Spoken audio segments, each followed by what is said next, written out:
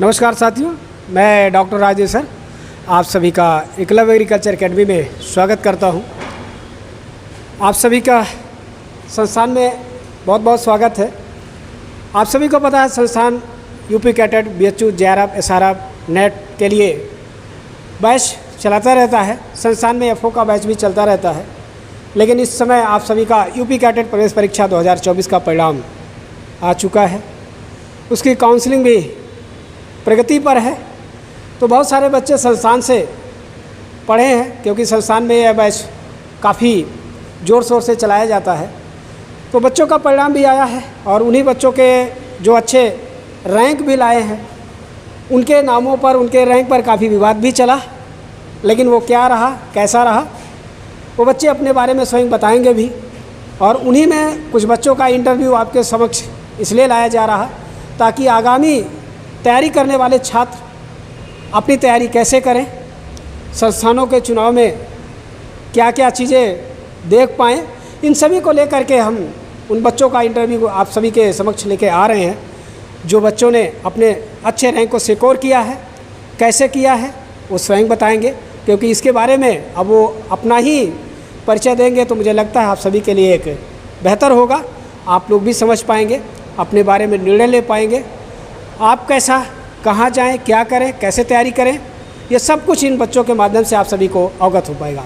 क्योंकि एक भ्रम है, जो बच्चे प्राइवेट संस्थानों में या कॉलेज में पढ़ते हैं, उनको ऐसा लगता है कि हम अच्छे विश्वविद्यालयों में जाकर हम अपनी पढ़ाई नहीं पूरी कर पाएंगे, क्योंकि हमारी शिक्षा जो 3 साल 4 साल की कॉलेजों में हुई, उससे कहीं आपको हिचक लगता है या डर लगता है। उन्हीं सभी प्रश्नों का जवाब आपके समक्ष इस रूप में है कि आप किस संस्थान से पढ़ते हैं, कहाँ से पढ़ते हैं, ये मायने नहीं रखता है। आप अपनी तैयारी कहाँ से करते हैं, कैसे करते हैं, ये मायने रखता है। तो आप सभी के लिए इन सभी से मैं तमाम बिंदुओं पर चर्चा करूँगा और शायद वो आपके लिए मार्गदर्शन का कार्य भी करेगा। इसके लिए सबसे पहले हम मिस्टर सागर अब्बास जी का आपका स्वागत करते हैं संस्थान में, और इनका इंट्रोडक्शन लेकर के इन्हीं से जानते हैं क्या है ये, कैसे हैं, और ये अपने बारे में स्वयं बताएंगे। तो सागर अब्बास जी, आप सभी का वही संस्थान में स्वागत है। क्योंकि आपने भी यूपी कैडेट प्रवेश परीक्षा 2024 में अपना जो है फॉर्म डाला और आपने तैयारी किया और आपने 14वीं रैंक को सिक्योर किया है। तो सबसे पहले आप अपना परिचय दें और अपने बारे में स्वयं बताइए कि भाई आपको क्या मिला, कैसे मिला और आपने क्या क्या किया। अपना परिचय पहले दीजिए ताकि बच्चों को पता चल सके। इस अवसर के लिए आपका बहुत बहुत धन्यवाद। और आप सबको तो बता ही दिया है सर ने कि मेरा नाम सागर अब्बास है और मेरे पिता का नाम श्री सरकार हैदर है और वो एक किसान हैं। और मैंने अपनी इंटर की परीक्षा पीवीआर इंटर कॉलेज गौसगंज से और graduation Subhash Chandra Bose degree college से किया है, जो कि एक प्राइवेट कॉलेज है। और वहीं से मैंने अपनी प्रिपरेशंस तैयार की। इसका मतलब आपका बैकग्राउंड एक ग्रामीण परिदृश्य से है, एक गांव से आप बिलोंग करते हैं, आपका परिवार भी कृषि से ही बिलोंग करता है। तो मुझे लगता है कि उसी से आप भी प्रेरित होकर के इस विषय में, इस दुनिया में आने का निर्णय लिया। ये आपके लिए अच्छी बात है। चूँकि भारत एक कृषि प्रधान देश है, आप जैसे युवा यदि एग्रीकल्चर के दुनिया में आएंगे तो नो डाउट हमारे देश के कृषि का विकास होगा। क्योंकि हमारे देश के विकास का जो पहिया है, वो कहते हैं ना, गाँव की पगडंडियों से होकर ही गुजरता है। तो अब उन पगडंडियों से अगर निकल करके आप लोग यहाँ तक आएंगे, मुझे लगता है वो हमारी जो पगडंडियाँ हैं वो काफ़ी सुदृढ़ होंगी और सामर्थ्यवान होंगी। क्योंकि उस सामर्थ्यवान के लिए आप ही लोग जिम्मेदार भी हैं और आप लोग को ये जिम्मेदारियाँ उठानी भी चाहिए। तो जब आपने प्रवेश परीक्षा की तैयारी के लिए सोचा, कानपुर में आए, आपको संस्थानों में मुझे लगता है कि आप लोगों ने ज़रूर जो है अपना भ्रमण किया होगा, लोगों के बारे में जानने का प्रयास किया होगा, और फिर अंततः आपने संस्थान के रूप में हमारी संस्थान में आए भी। तो अगर इस संस्थान से आपने जुड़ा तो आपकी इस परीक्षा की तैयारी के दौरान आपने कैसे कैसे आपने पढ़ाई किया, किन किन चीज़ों को आपको लगा कि, क्योंकि आप लोग सामान्यतः हिंदी भाषी के हैं, और जब आपको प्रिपरेशन कराने का ये वो लगा तो आपको एक इंग्लिश भाषा के रूप में भी आपके लिए आया, तो ये कितना आपको हैरान परेशान की और आपको कैसे सुधार करने का ये अवसर मिला, संस्थान ने आपका इसमें कैसे सहयोग किया, इसके बारे में अब आप इनको ज़रा बताइए, आप अपने बारे में। जी, सबसे पहले मैं जब कानपुर में आया सजेशंस पे, तो यहाँ आकर पता चला कि यहाँ तो मेला लगा हुआ है कोचिंगों का, जहाँ हर कोई कोचिंग आपको आकर्षित करना चाह रही है, अपनी ओर खींच रहे हैं, कैसे भी करके अपनी कोचिंग में लेना चाह रहे हैं। तो हमने भी भ्रमण किया, जैसे करना भी चाहिए सभी छात्रों को, अपने भविष्य को लेकर देखते हैं कि कैसा क्या माहौल है, कहाँ कैसी पढ़ाई हो रही है। तो हमने कुछ जगह देखा कि सही से बैठने की जगह भी नहीं है कोचिंगों में, और कुछ जगह देखा कि कुछ बच्चे ही नहीं हैं वहाँ। तो और यहाँ आए तो यहाँ पर देखा कि अच्छे बच्चे भी हैं, सीट की सुविधा भी है अच्छी और बेहतरीन, और टीचर्स का इंटरेक्शन जो था स्टूडेंट्स के लिए वो बहुत ज़बरदस्त था। 1-on-1 कोई भी क्वेश्चंस विदाउट हेजिटेशन पूछ सकते हैं, और इतने योग्य टीचर थे कि कोई भी क्वेश्चन का जवाब देने में बिल्कुल भी उनको कोई दिक्कत नहीं होती थी। हमने बहुत सारे क्वेश्चंस किए, मैं और मेरे साथी, और यहाँ सारे लड़कों से ही हमने सीखा है क्वेश्चंस करना, क्योंकि यहाँ के लड़के बहुत ज़्यादा क्वेश्चंस किया करते थे। तो उसी से हमने इस संस्थान को चुना और मार्गदर्शन प्राप्त किया आपसे। ओके, चलिए भाई, आप अपने प्रवेश परीक्षा की तैयारी के लिए चलिए किसी संस्थान को आपने चुना, और वहाँ पर आकर नो डाउट आपने एक अच्छा स्कोर जो है सिक्योर किया है, इसके लिए आपको उन्हें धन्यवाद है। लेकिन अब कुछ सवाल ऐसे भी हैं जो आपको एक छात्र होने के नाते आपको अपने अंदर रखना भी चाहिए और करना भी चाहिए। कुछ प्रश्न हमारा छात्रों की तरफ से भी होता है हमेशा कि जो आपने जो प्रवेश परीक्षा में जब बैठा, भाई आपने तैयारी किया, प्रवेश परीक्षा में भाग लिया, तो उस प्रवेश परीक्षा में प्रश्नों को लेकर के, क्योंकि यूपी कैडेट प्रवेश परीक्षा की अगर आप ये देखा जाए, सिस्टम देखा जाए, तो वहाँ 200 प्रश्न होते हैं। आपको क्या 200 प्रश्न अटेम्प्ट किए या 100 किए, क्या किए? क्योंकि उस पर चूँकि यूपी कैडेट के एग्ज़ाम में माइनस मार्किंग होता है। आप सभी के लिए अवगत भी होगा, मैं आपको जागरूक भी कर रहा हूँ कि माइनस मार्किंग होता है। इसलिए संस्थानों के द्वारा हर टीचर्स आपको मार्गदर्शन भी देता है कि उसमें सारे क्वेश्चन को अटेम्प्ट नहीं करना होता है। लेकिन आपकी इस रैंक को जो सिक्योर किया 14वीं रैंक, तो आपने कितना क्वेश्चन किया और क्यों क्वेश्चन को ज़्यादा नहीं अटेम्प्ट किया, इसके बारे में थोड़ा सा आने वाले अपने भाइयों के लिए क्या आपका सजेशन है, क्या संदेश है? मैं बताना चाहूँगा कि मैंने 200 क्वेश्चंस में से 142 क्वेश्चन अटेम्प्ट किए थे, और आपने बहुत सारी ट्रिक्स बताई थी अटेम्प्ट करने के लिए, और कैसे करना है, क्या करना है, विधि A to Z सारा कुछ बताया था, सेशंस लिए थे, उसी के अकॉर्डिंग मैंने काम किया। और आई थिंक मेरे हिसाब से मेरे 120 अबव फर्स्ट अटेम्प्ट में हो रहे थे। उसके बाद आपने कहा था कि अगर अच्छी रैंक सिक्योर करनी है तो उसके लिए कुछ क्वेश्चंस होंगे जो जिसमें 25% डाउट हो या 50-50 हो, तो उसको आप अटेम्प्ट कर सकते हैं। तो 8-10 क्वेश्चंस ऐसे थे जिनको मैंने किया और वो सही हुए, जिसका मुझे लाभ मिला। उसके लिए भी आपका बहुत बहुत धन्यवाद, जो आपने लास्ट टाइम पे ये सब बताया, उसके लिए बहुत बहुत शुक्रिया।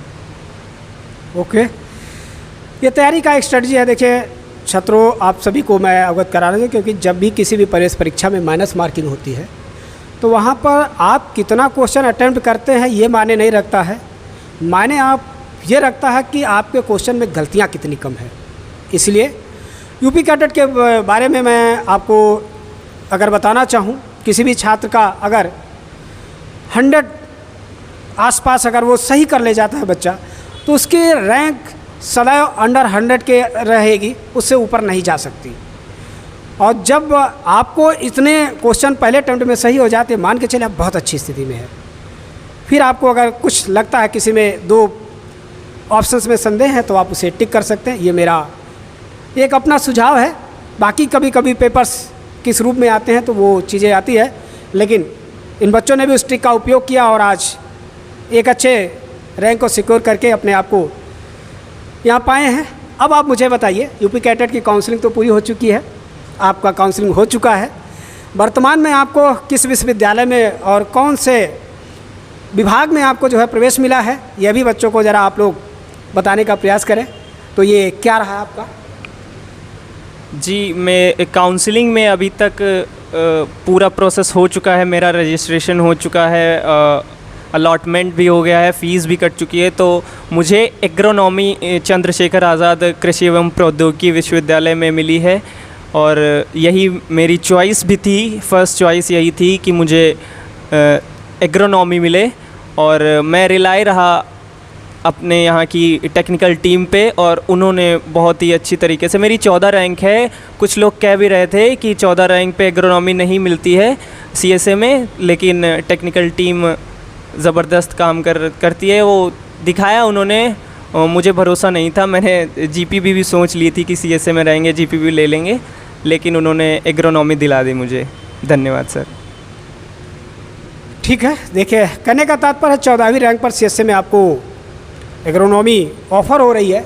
इसका मतलब बाकी जो भी डिपार्टमेंट है, मुझे लगता है कि किसी डिपार्टमेंट और चॉइस आप करेंगे तो आपको मिलेगा। तो आप अच्छे से तैयारी करिए। आप कॉलेज से आपका बैकग्राउंड है ये मायने नहीं रखता है। अगर आपको एक सही मार्गदर्शन, सही समय पर एक सही निर्णय आप लेने में सक्षम हैं तो आप किसी भी एग्ज़ाम को आप क्रैक कर सकते हैं। हाँ, उसके लिए एक कुशल मार्गदर्शक की कहीं ना कहीं ज़रूरत पड़ जाती है। अगर आप उसमें सही समय पर सही निर्णय लिए तो नो डाउट एक आपको सही जगह आपको मिलेगी, ऐसा मुझे भी उम्मीद है। चलिए हम चलते हैं आगे प्रश्नों पर। एक प्रश्न ऐसा है जो मैं हर एक से भाई अपनी स्वेच्छा से पूछता हूँ। आप ग्रेजुएशन, क्या अब आप पोस्ट ग्रेजुएट के एक छात्र हो चुके हैं, आपने अपने करियर को कृषि को ही क्यों चुना? क्योंकि हमारे देश में बहुत सारे अवसर हैं, हर जगह अवसर है। हम भी एक कृषि के ही छात्र रहे हैं और कृषि को ही अपना भविष्य बनाए हैं। और आप लोग को तो हम मोटिवेट करते हैं, प्रमोट करते हैं, वहाँ ले ही जाते हैं। लेकिन इससे पहले आप ग्रेजुएशन तक की शिक्षा कहीं और से ग्रहण की, तो आपने कृषि को अपना भविष्य क्यों चुना? इसमें आपको क्या चीज़ें ऐसे दिखाई दे रही है?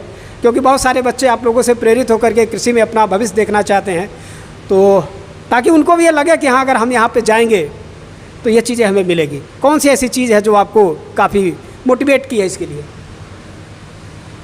पहली बात तो मेरा बैकग्राउंड जो है वो टोटल एग्रीकल्चर है। मेरे पापा एग्रीकल्चर से हैं और मैं गांव से निकला हुआ लड़का हूं, तो पूरा गांव हमारा एग्रीकल्चर पे निर्भर है। और ऑलमोस्ट इंडिया पूरा 65% इंडियंस जो हैं वो एग्रीकल्चर पे ही हैं। तो एग्रीकल्चर की ओर झुकाव तो बचपन से ही था, लेकिन जब हाई स्कूल हुआ तब पता चला कि एग्रीकल्चर से आगे पढ़ाई भी हो सकती है। तो उसमें पापा का योगदान रहा और घर वालों ने भी प्रेरित किया कि हाँ, एग्रीकल्चर में जा सकते हैं, इसमें भविष्य भी बनाया जा सकता है अच्छा, जो कि अपने गांव के लिए भी अच्छा होगा और अपने लिए भी अच्छा होगा। इसका स्कोप भी बहुत ज़बरदस्त है। और टीचर से भी पूछा, पूरी जानकारी प्राप्त की, उसके बाद निर्णय लिया कि एग्रीकल्चर में जाते हैं। और अच्छी पढ़ाई की, इंटर भी फर्स्ट क्लास, और उसके बाद ग्रेजुएशन किया। वहाँ के टीचर्स का सपोर्ट रहा, जिससे मैं पीजी के लिए भी प्रिपेयर किया और आज सीएसए में एडमिशन मिला है मुझे। चलिए, अच्छी बात है। आपको चंद्रशेखर आज़ाद कृषि एवं प्रौद्योगिकी विश्वविद्यालय में एग्रोनॉमी विभाग में प्रवेश मिला है, इसके लिए आपको बधाई है। आप वो एग्रीकल्चर में अगर आ रहे हैं, मेरा सभी छात्रों से, पूरे भारत के छात्रों से आह्वान है कि ये हमें अपने जीवन को चलाने के लिए जीविकापार्जन चाहिए। उसके साथ साथ कहीं ना कहीं हमारी आपकी सबकी जिम्मेदारियां होती हैं कि एग्रीकल्चर में भी सुधार हो, या सोशल में आप अपना एक भूमिका निभाना चाह रहे हैं तो आइए, एग्रीकल्चर में आपको आपका भविष्य भी सुनहरा है और एक समाज से जुड़कर आपको समाज सेवा करने का अवसर भी देता है। क्योंकि भारत एक कृषि प्रधान देश है, इसलिए अगर आप एग्रीकल्चर से जुड़ेंगे तो सीधे हम अपने गाँव से, अपने किसानों से, अपने लोगों से जुड़ते हैं और अपनों को समस्याओं को जान करके, तमाम ऐसे अभी रिसर्च के बिंदु हैं जिन पे हम रिसर्च करके बहुत सारे नए अवसर पैदा कर सकते हैं। अपने आने वाले युवाओं को बहुत सारा अवसर स्वयं भी दे सकते हैं।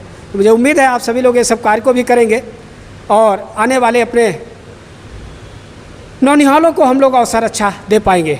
चलिए चलते हैं इससे आगे।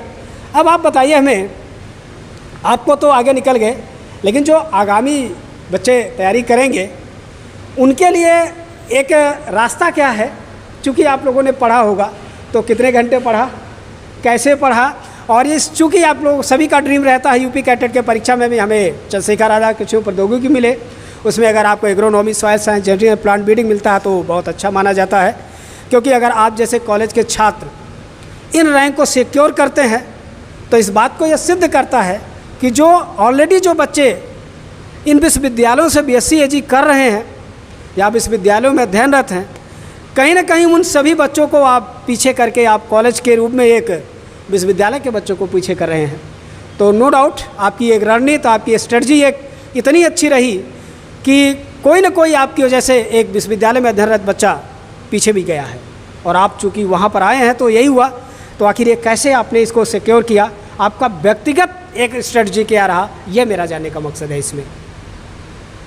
स्ट्रेटजी की बात करें तो ज़्यादा नहीं, लेकिन हाँ कोचिंग को हटा के और थोड़ा फ्री टाइम लेके, क्योंकि यहाँ रहते हैं तो फ्री टाइम थोड़ा निकालना ज़रूरी होता है, उसको हटा के 6-8 घंटे आराम से, मिनिमम 6 घंटे तो हो ही जाता था। क्योंकि शाम को भी कोचिंग के बाद, खाने के बाद लाइब्रेरी ज्वाइन की थी, सुबह की भी थी, तो 4 घंटा और 2-3 घंटे के आराम से 6-7-8 घंटे मिनिमम पर डे हो जाता था। बस इसके लिए स्ट्रेटजी एक होनी चाहिए कि कंटिन्यूअसली करना चाहिए। अगर बीच में ब्रेक होगा तो दिक्कत होता है, लेकिन अगर आप 4-5-6 घंटे जो भी पढ़ते हैं अगर कंटिन्यूअसली पढ़ सकते हैं तो बहुत ज़बरदस्त होता है। उसके भी कंटिन्यूअसली ही पढ़ना है, और चाहे थोड़ा पढ़िए बट कंटिन्यूअसली पढ़िए। आपसे मेरा 2 सवाल और हैं। जैसा आप एक छात्र हैं, आपने कोचिंग को ज्वाइन किया, तो कोचिंग को ज्वाइन करने से क्या आपको अपनी पर्सनैलिटी में, अपनी शिक्षा में, अपने एक सोशल जीवन में कुछ लाभ हुआ, उसमें कुछ आपको सुधार मिला कि हाँ यहाँ पे करके हम अपने जीवन में कुछ परिवर्तन पाए हैं? अगर पाए हैं तो वो आपके शब्दों में क्या है, उसे आप ज़रा बताएं। डेफिनेटली सर, उसके लिए तो ये अब आप ही देख रहे हैं कि मैं बहुत ही शाई टाइप का लड़का हूँ, जो कि कभी कहीं पे नहीं बोला। अभी तक मैंने अपना इंटर कर लिया, ग्रेजुएशन भी कर लिया, लेकिन मैं कभी माइक पे नहीं गया। ये आप ही ने प्रेरित किया जो यहाँ पे आया, और इसके पहले भी ऑन क्लास भी मैं खड़ा होकर सवाल पूछता था, क्योंकि आप लोगों ने इतना मोटिवेट किया और इतना गाइडेंस दिया कि हाँ सवाल पूछना हक है हमारा। तो हमने सवाल किया, और अगर किसी ने गलत तरीके से ऑब्जेक्शंस लगाया है तो उसको जवाब भी दिया है। जहाँ पे भी हमारा हक बना है हमने वहाँ पे सही से जवाब दिया है। ये सागर अब्बास जो मूल रूप से हरदोई से बिलोंग करते हैं, और यूपी कैटेट में इनका जो रैंक रहा वो 14वीं रहा, ये आपके बीच में थे। तो इनके ब्याह पे मैं ये कह सकता हूँ कि अगर आप लोग भी किस कॉलेज से पढ़ रहे हैं, किस संस्थान से पढ़ रहे हैं, मायने नहीं रखता है। यदि आपके अंदर एक जज्बा हो, जुनून हो, पढ़ने की एक लगन हो, कुछ अच्छा बनने का एक सपना देख रहे हैं, तो आप बाहर निकलिए, आइए, जुड़िए, एक अच्छे संस्थान से जुड़िए, एक अच्छे टीचर से मिलिए। आपको वो एक अच्छा मार्गदर्शन देगा और आपको आगे जाने का एक बहुत अच्छा मार्ग भी प्रशस्त करेगा। उसी का ये लोग उदाहरण हैं। और इन्हीं के नाम को लेकर मैं आपको, चूँकि थोड़ा जागरूकता के लिए मैं आपको बताऊं, इनकी रैंक को लेकर के खूब मीडिया में, सोशल मीडिया पे चलाया भी गया। इनके फ़ोटो को लगाया गया, इनके रैंक को लगाया गया, और ये बताया गया।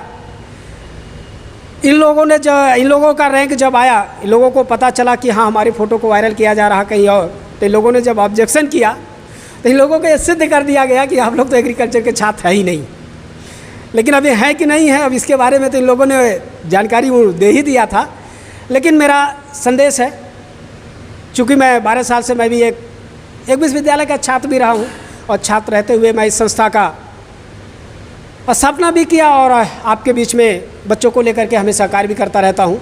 लेकिन जब एक टीचर ही गलत रास्ते पर चल पड़े तो समझ लेना वो कितने को भविष्य बर्बाद कर देगा, इसकी परिभाषा, इसको लिमिट नहीं लिखी जा सकती।